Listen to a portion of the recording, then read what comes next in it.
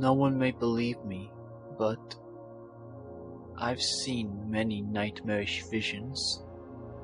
Every time I shut my eyes and dream, I witness the lives of people who are dragged into unspeakable horrors. I am either the observer, watching, unable to do anything, unable to warn them, unable to save them from the death that awaits them, while other times I inhabit the person, feel and experience the short time I am there, feeling everything, the fear, the pain, the suffering as they find no escape from the scary apparitions and atrocities they witness for the last time. Though unlike them, I can never unsee or forget what I've witnessed. I can never escape these visions I've seen, and it will only continue. There is no hope for me, as there was no hope for anyone connected to Defoe. Yes, I remember it clear as day, as if I was there. It all started from when a man in a grey suit and a trilby hat broke into a mansion where the late Sir Roderick Defoe had died, leaving the house with no heirs, and deserted. A perfect evening with great rewards to steal, that no one would use, of course, being his motto. But the smartly dressed thief known as Trilby would soon realize that the house was anything but deserted, as he soon finds himself trapped in the mansion, and that he isn't the only one who has got himself ensnared by the deceptive mansion. It's not long before someone goes missing in the house, and slowly the mansion has a disturbing effect on everyone in the house, as they all, including Trilby, begin to have disturbing nightmares, and are even sucked into a state of paranoia when the body of the missing person is found at the bottom of the pool, with a large, gaping hole in his throat. It is then that they soon find that they may not be alone in the house, when they uncover a dark, disturbing truth behind the Defoe family, in the form of Sir Roderick's despised, mentally ill son, John Defoe, who was savagely beaten to death by the emotionally enraged father who had lost his wife due to his birth. John Defoe, now a spirit, whenever he can manifest himself, dons a creepy welder's mask with a blood-stained leather apron, wielding a huge blood-stained machete, which he uses to kill his victims.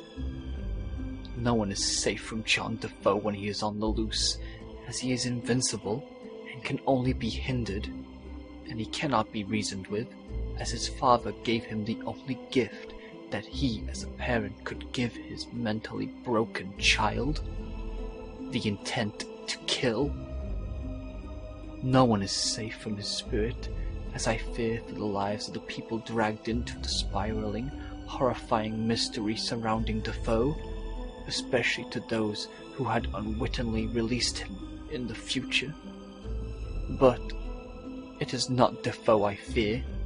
It is who is connected to the spirit that haunts my mind after I wake. It is a being who Trilby and the broken man Theo Dakabe meets through some sick, twisted fate that is connected to a cult called the Order of Blessed Agonies, who believe in purification through suffering and pain to their own bodies and souls. This man, or whatever is left of this man, I can never tell, is known by many names: the Tall Man, the Arrogant Man, the Prince, or Kabadath, is the one who creeps me out the most.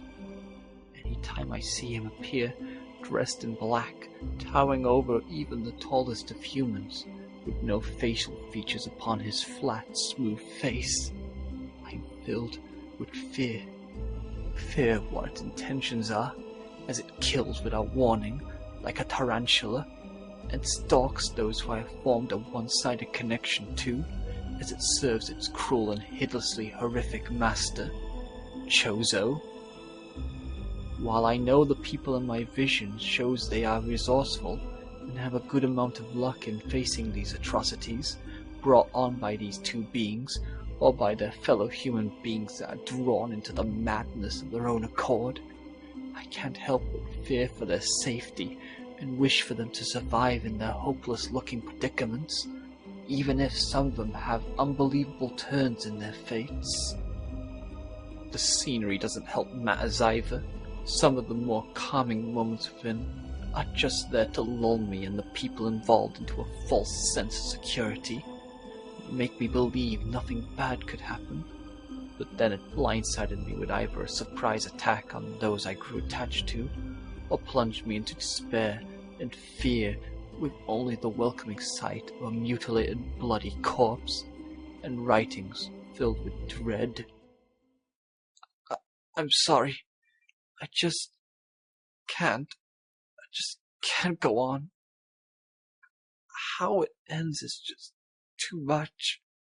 It's just too much to bear.